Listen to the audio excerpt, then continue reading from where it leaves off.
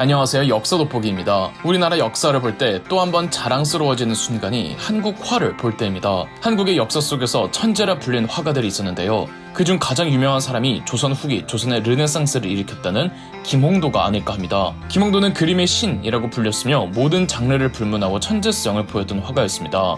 여러분들도 김홍도 그림을 살면서 알게 모르게 여러 번 보셨을 텐데 대체 김홍도를 왜 천재화가라고 하는 걸까요?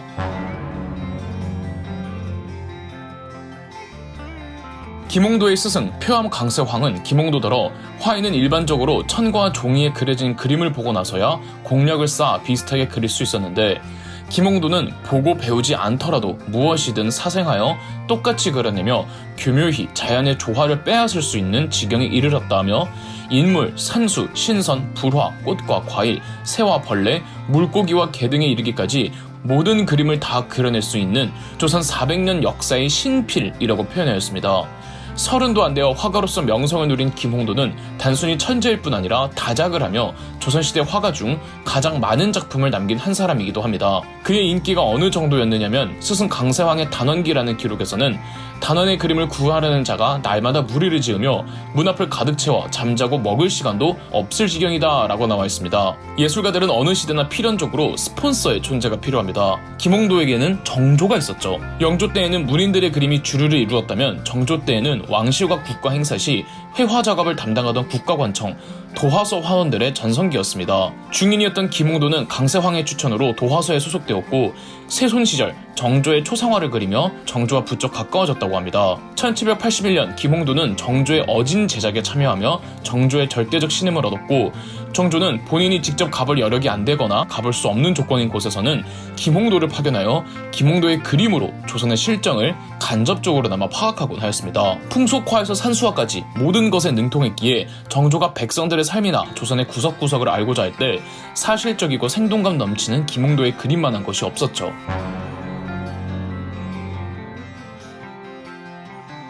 어쩌면 가장 대중적으로 알려진 작품은 김홍도의 씨름이죠. 그림 씨름 속 두 인물이 하는 씨름은 바씨름이라고 한양을 중심으로 경기 지방에서 하던 씨름입니다. 여러분이 보시기에 두 사람의 씨름에서 누가 이길 것 같나요? 앞사람인가요? 뒷사람인가요? 승자는 앞사람입니다. 씨름을 잘 모르는 사람이 봐도 승패를 예측할 수 있는데 이 표정만 봐도 알 수 있습니다. 앞사람은 득이양양한 표정을 짓고 있는 반면 뒷사람은 미간을 찌푸리며 고전을 하고 있는 걸 알 수 있죠.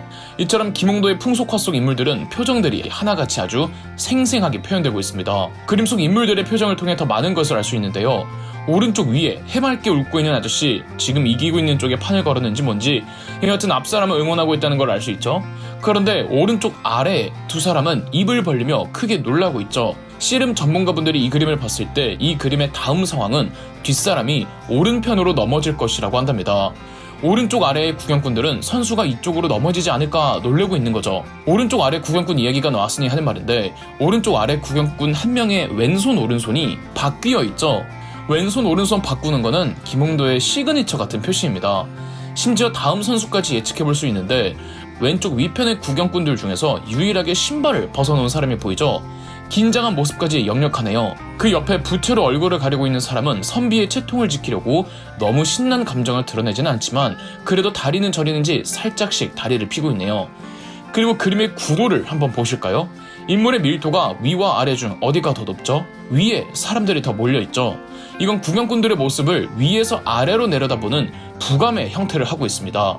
만약 아래의 밀도가 더 밀려있다고 생각해보세요. 현장감이 팍 죽죠. 반면 그림의 정가운데를 차지하고 있는 씨름 선수의 모습은 아래에서 위로 치켜다 올리는 안각의 형태입니다. 부감과 안각을 동시에 사용하는 것이 사실적인 구도는 아니지만 그림이 훨씬 입체적이고 풍부하게 보일 수 있으며 현장감도 생생합니다. 또 구경꾼들의 시선이 전부 가운데로 향하면서 엿을 파는 아이의 시선만 다른 곳을 향하게 하는 재치를 발휘하기도 했네요. 디테일한 우리 조상님들의 풍습도 이 그림에서 많은 걸 알 수 있는데 확실히 어른들이 가까이서 구경하고 아이들은 뒤에서 보고 있죠. 그리고 구경꾼들 중에는 여자가 없습니다. 이건 단오날에 주로 남자들은 씨름을 하거나 구경을 했고 여자들은 대부분 창포물에 머리를 감거나 그네 타기를 했기 때문이랍니다. 김홍도 하면 풍속화가 제일 많이 떠오르겠지만 김홍도는 모든 장르를 불문했습니다. 많은 사람들이 김홍도의 걸작으로 송하맹호도를 뽑기도 합니다. 이름 그대로 소나무 아래 호랑이를 그린 그림인데요. 호랑이 그림을 자세히 보시면 그냥 윤곽만 그린 것이 아니라 호랑이의 털을 한 올 한 올 전부 다 그려내었습니다. 미친 집념이라고밖에 할 수 없을 것 같은데요. 화면의 3분의 1을 차지하고 있는 호랑이의 구도와 꼬리, 등골, 눈썹, 발톱 등 세세한 부분까지 호랑이의 맹렬한 기상을 느끼게 해줍니다. 아주 미세한 호랑이 털의 필치와 대비되도록 소나무는 또 굵직하고 시원한 선으로 마무리합니다. 여백의 구도를 보시면 가운데 시원한 여백을 기준으로 그림의 하단, 즉 호랑이 다리를 기준으로 여백이 3단으로 나뉘어 있고 그림의 위로 올라가시면은 소나무 가지로 인해 역시 여백이 3단으로 나뉘어 있습니다. 또 하나의 김홍도 걸작 중 하나가 마상청행도입니다. 서양화와 달리 동양화는 오른쪽 위에서부터 왼쪽 아래로 사선으로 그림을 봐야 합니다. 당장의 책들만 봐도 서양의 책은 왼쪽에서 오른쪽으로 가로로 쓰지만 동양의 책들은 세로로 오른쪽에서 왼쪽으로 쓰잖아요. 그림도 마찬가지인데요. 감상 방식에 따라 왼쪽 위의 여백에서 오른쪽 아래로 사선으로 내려다보면 그림 속 인물들의 시선과 마주하게 됩니다. 말을 타고 가다가 갑자기 멈춘 두 사람, 어딘가 왼쪽 위를 사선으로 올려다보고 있는데요. 다시 그들의 시선을 따라 올라가면 이럴 수가, 작은 꾀꼬리가 있었네요. 그림의 제목 청앵은 꾀꼬리가 울다는 뜻입니다. 꾀꼬리는 버드나무 위에 올라가 있는데 꾀꼬리의 크기와 버들잎 하나하나의 크기를 알맞게 맞추어서 그림의 서정성을 돋보이게 합니다. 또 비가 와서 길이 젖었는지 길을 표현한 먹을 일부러 번지게 하였습니다. 그림의 서정성은 왼쪽 상단부의 여백에서도 극대화됩니다. 이 그림은 김홍도가 아주 작정을 하고 차분하고 서정적이고 낭만적인 그림을 그리려고 했던 겁니다. 감상자의 마음을 비우고 그림의 여백을 감상자의 시선과 생각으로 가득 채우게 하는 철학적인 그림이죠. 그리고 여백을 통해 함께 꾀꼬리의 울음소리까지도 상상해보라는 의도이기도 하고요. 그래서 김홍도의 마상청행도를 일컬어 흔히들 봄의 시정이 가득하다고 표현합니다. 김홍도의 그림은 사선 구도가 많은데 이 그림 역시 인물들의 시선 그리고 길의 방향까지 전부 사선으로 이루어져 있죠. 한 평론가는 이 그림에 대해 꾀꼬리를 바라보는 선비의 눈에는 무언지 모를 애틋함과 아련함이 있다. 그가 바라보는 것은 어쩌면 꾀꼬리가 아닌 지나간 인생의 봄날일지도 모른다고 표현했습니다. 확실히 선비의 표정은 즐긴다거나 슬프다거나 어느 한 감정으로 표현하기 힘든 심오한 표정을 짓고 있네요. 김홍도는 동물도 잘 그렸는데요. 황묘롱 접도에서는 아주 사랑스러운 고양이를 그렸고 동물을 그린 김홍도의 대표작 중 하나가 해탐 노화도입니다. 조선시대 그림에서 개는 집기로 잘 짖는다고 하여 시험에 합격을 의미했고 과거 시험을 앞둔 수험생들에게 개 그림을 선물하는 관례가 있었습니다. 김홍도의 해탐 노화도 역시 그런 의미에서 제작되었는데 개 두 마리가 갈대잎을 잘 짚고 있죠. 개 두 마리는 문과 시험 중 소과와 대과에 모두 합격하라는 의미가 있습니다. 하지만 확실히 조선 최고의 화가답게 김홍도의 해탐 노화도는 단순히 시험 합격을 기원하기만 하는 그림이 아닙니다. 좌측 상단부의 김홍도는 무언가 글귀를 적어두었는데요. 해룡왕처야 횡행, 바다의 용왕 앞에서도 개는 옆으로 걷는다는 뜻입니다. 개가 옆으로 걷는 것은 개의 본 모습이고 본질이고 소신입니다. 따라서 과거에 합격하여 관직에 나아가 국가의 녹을 먹는 공무원이 된다면 처음 과거에 합격했을 때의 마음가짐과 본 모습을 잊지 말고 더 나아가 권세가의 앞에서도 자기 모습과 소신을 잃지 말라는 뜻입니다. 김홍도는 대작에도 능했습니다. 수원환성 완공 1년 전이었던 1795년 정조는 해경궁 홍씨의 회가변 생일에 맞추어 대규모 행렬을 준비해 어머니 해경궁 홍씨를 모시고 사도세자의 무덤에 참배를 한 뒤 완공을 목전에 둔 화성에서 머물다가 한양으로 돌아간 적이 있었습니다. 정조는 이때 화성 행차의 모든 과정을 아주 세심한 부분까지 전부 그림으로 그리게 해 기록으로 남겨두었는데요.